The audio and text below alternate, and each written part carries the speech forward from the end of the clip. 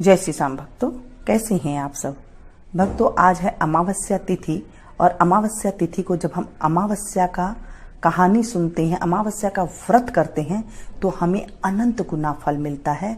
उसके जीवन से दुख चला जाता है, दुख नहीं आता है। दुख क्या होता है वो नहीं जानता है, क्योंकि अमावस्या तिथि हमारे पूर्वजों की, हमारे पितरों की तिथि होती है। तो उस तिथि में जब हम कथा सुनते हैं तो हमारे जीवन में सुख की प्राप्ति होती है। तो कथा इस प्रकार से है। बोले शंकर भगवान की जय। एक नगर में राजा राज्य करता था, बड़ा प्रतापी राजा था और साथ में रानी भी जो है धर्मपरायण थी, पूजा पाठ वाली थी। राजा के हवेली के सामने एक हवेली थी, उसमें एक सेठ रहता था। सेठ की सेठानी के साथ रानी की दोस्ती हो गई और वो दोनों दोस्ती के साथ मित्रता उनकी निभती गई। एक दिन सेठ के घर से बहुत तेज रोने की आवाज आने लगी। जोर जोर से सेठानी रो रही थी, दहाड़ रही थी। रानी ने पूछा, कौन रो रहा है? राजा ने कहा कि सामने वाले सेठ से घर में से रोने की आवाज आ रही है। रानी ने पूछा, क्या हुआ? उन्होंने कहा कि उनका पुत्र आज मर गया है, इसलिए सेठानी रो रही है। रानी ने पूछा, बड़ी दुखी है सेठानी, इसलिए वो रो रही है। रानी ने राजा से पूछा कि दुख क्या होता है? राजा ने बोला कि जब तेरा पुत्र मरेगा तो तुझे पता चल जाएगा कि दुख क्या होता है। रानी गई और छत पे उसका बेटा खेल रहा था। उसने छत पे से अपने बेटे को धक्का दे दिया और जब धक्का दिया तो राजा का पुत्र नीचे गिरा। तब किसी चीज के ऊपर आके वो गिर गया और उसके एक खरोंच भी नहीं आई। रानी झट से नीचे उतर के आई और देखने लगी कि पुत्र कैसे मरता है। देखा कि सामने से पुत्र खेलता आ रहा है, अंदर आ रहा है। तो राजा को भी देखकर बड़ी हैरानी हुई कि पुत्र को बिल्कुल भी खरोंच नहीं आई है। फिर से रानी पूछने लगी राजा से कि दुख क्या होता है? अब राजा ने कहा कि अब हमारे पड़ोसी राज्य में सैनिक ने लड़ाई शुरू कर दी है। अब मैं उसमें लड़ने जा रहा हूं। जब मैं मर जाऊंगा तो तुम्हें पता लग जाएगा कि दुख क्या होता है। रानी ने कहा, ठीक है। राजा सैनिकों को लेकर के पड़ोसी राज्यों के साथ लड़ने के लिए गया, लेकिन वहां पर भी जो है भगवान की कृपा से वो अच्छी तरह से जीत करके आ गए और सकुशल आए। उन्हें कुछ भी खरोंच तक नहीं आई। राजा भी देख करके हैरान थे कि कुछ भी नहीं होता है, इतना बलशाली पड़ोसी राजा था, उसमें से भी मैं जीत करके आ गया। उसके बाद रानी ने फिर पूछा कि दुख क्या होता है?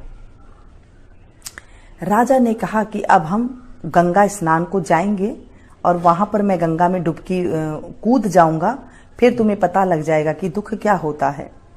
अब सारा घर आके रानी ने खान पान की तैयारी की और जाने की तैयारी कर ली। खूब सारा सामान ले लिया और चल पड़े राजा रानी।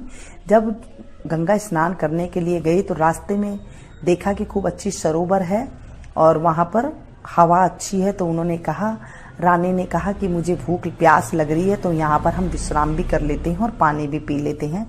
राजा रानी ने वहां पर विश्राम किया। शंकर पार्वती वहां पर, शंकर जी ने जो है बकरे का रूप बनाया और पार्वती जी ने बकरी का रूप बनाया। दोनों देख रहे थे उन्हें।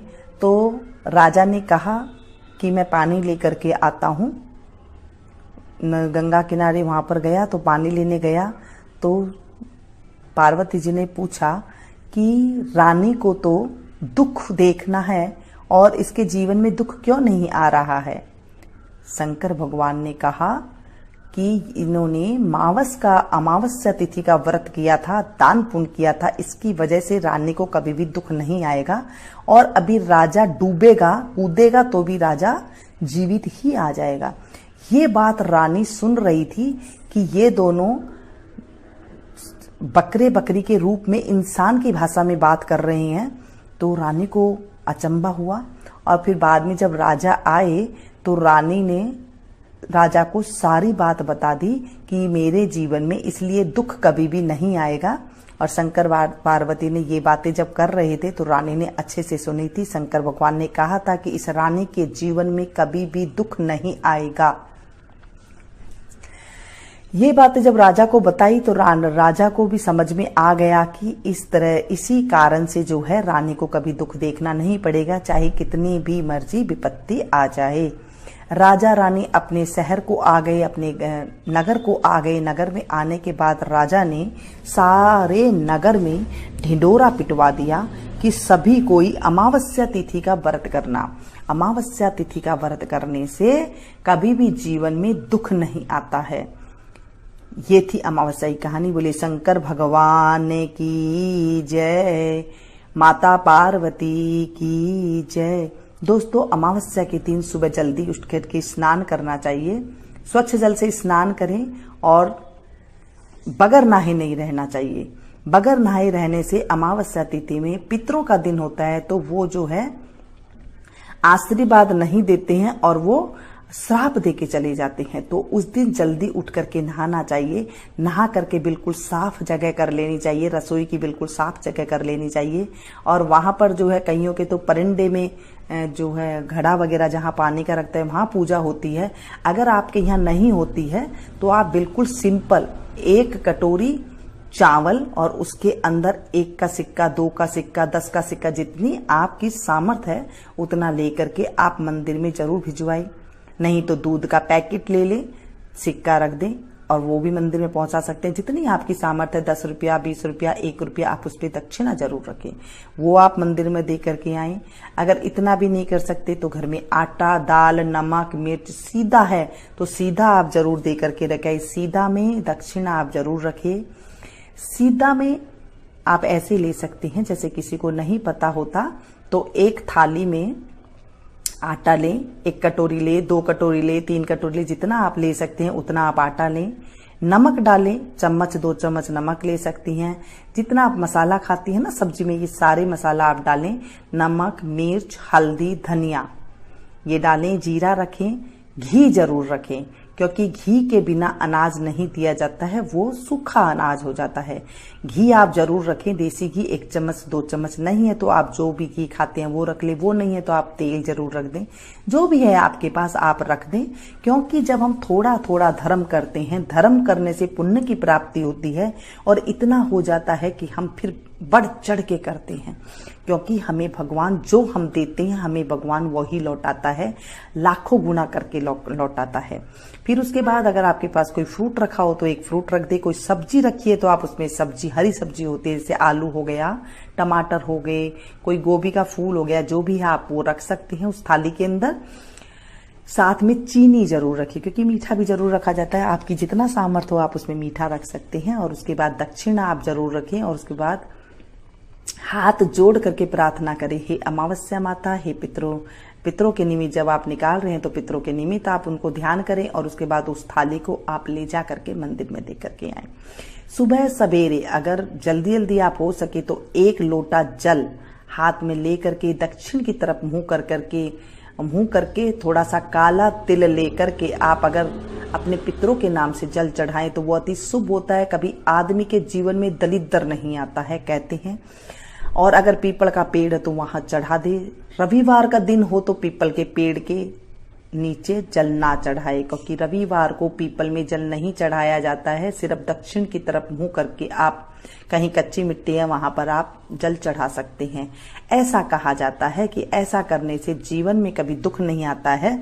अमावस्या तिथि को जब ये सारे काम छोटे मोटे कर लेते हैं तो उससे बहुत ज्यादा सुख की प्राप्ति होती है। अगर आपके घर के आसपास हरा है तो आप हरा डाल सकते हैं, नहीं तो पालक की ये गुट्टी ले लें, उसे आप गाय माता को खिला सकते हैं। तो इससे भी जो है हमारे पूर्वज हमारे ऊपर खुश होते हैं। चींटियों को थोड़ा सा आप आटा और थोड़ी शक्कर मिला करके आप उसमें दे सकते हैं। जहां पर चींटियां आपको बिल नजर आए वहां पर आप डाल दें तो आप देखेंगे किसी ना किसी रूप में आज अमावस्या के दिन हम कुछ भी दान पुण्य करते हैं उसका करोड़ों गुना फल मिलता है, यानी कि करोड़ों गुना होकर के हमें मिलता है, ऐसा कहा जाता है। आप 1 कटोरी देंगे तो आप समझ लीजिए कितना कुछ मिलने वाला है। आप कबूतरों को दाना डालिए, जो पंछी होते हैं उन्हें आप दाना डाल करके आ जाइए। मछलियों को आप दे सकते हैं गोलियां बना करके। घर में आटा तो सभी के होता है, थोड़ा सा आटा आप टाइट टाइट गूंद लीजिए, छोटी छोटी गोली बना के मछलियों को डाल सकते हैं। इस तरह भी आप कर सकते हैं। आप कहीं ना कहीं जितना पुण्य हो सके आपको करना चाहिए आज के दिन, क्योंकि अमावस्या तिथि को जब कुछ पुण्य करते हैं तो फिर उसका हमें बहुत ज्यादा पुण्य की प्राप्ति होती है। तो इस तरह से व्रत किया जाता है। व्रत शुरू शुक्रवार की अमावस्या हो उस दिन करो तो अति उत्तम होता है। जिस दिन शुक्रवार शुरू होता है उस दिन अमावस्या शुरू कर सकते हैं। व्रत करना चाहें तो आप 21 अमावस्या तक ये व्रत किया जाता है। 5 अमावस्या को पहले आप गेहूं का दान करें। जब आप गेहूं का दान करें तो लाल कपड़ा साथ में अवश्य रखें। अगर लाल कपड़े के अंदर गेहूं का दान करें उसमें दक्षिणा जरूर रखें और वो आप दे करके आएं। फिर दूसरे 5 को आप मूंग दान करें। मूंग में भी आप हरा कपड़ा रखें और उसमें दक्षिणा रखें, फिर आप दे करके आएं। मंदिर में ही देना होता है।